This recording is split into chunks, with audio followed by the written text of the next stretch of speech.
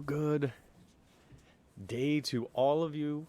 Thank you for joining with me today for another story with Pastor JT.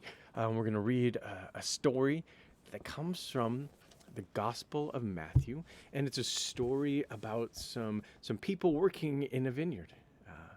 It's a story about generosity and about grace. So let us share in that story together this morning. Like I said, it comes from the Gospel of Matthew, the 20th chapter.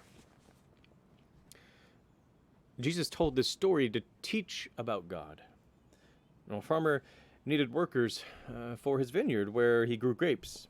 "Will you work in my vineyard?" he asked some people. "Well, how much will you pay?" they answered. "One day's pay," the farmer said. "Okay," said the people, and they went to work. The farmer hired other workers at different times all day long. And when they were done, the farmer paid all the workers the same. The first workers were angry. "You paid the last workers the same as us," they shouted.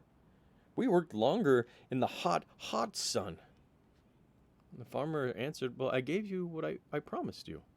Are you upset because I'm being generous to the others?" And Jesus said that God is generous like the farmer. "The last will be first, and the first will be last with God," he said. You know, that story, I love that story. I can understand the first workers being upset because, they worked longer, harder. And so when someone else gets the exact same thing as us, we don't feel like they deserve it. We can get really frustrated. We can get angry. But what this story reminds us is that God is generous, and that God gets to give to all how God wants and wishes. God's grace, it's freely available to all of us, and God gives it to each and every one of us just the same. And whether we're young or old or rich or poor, God's gifts are there for us all, because we have a generous and loving God. And so today, what I want to challenge you to do is to, find a way to be generous. Maybe you're playing a game, with your siblings. You can give them an extra turn.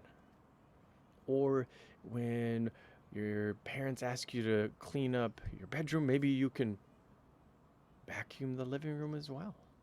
But find a way to be generous today. Well, thank you all for being here for this story time with Pastor JT, and God bless you all. And grace and mercy be with you always and forever. Have a great, great day.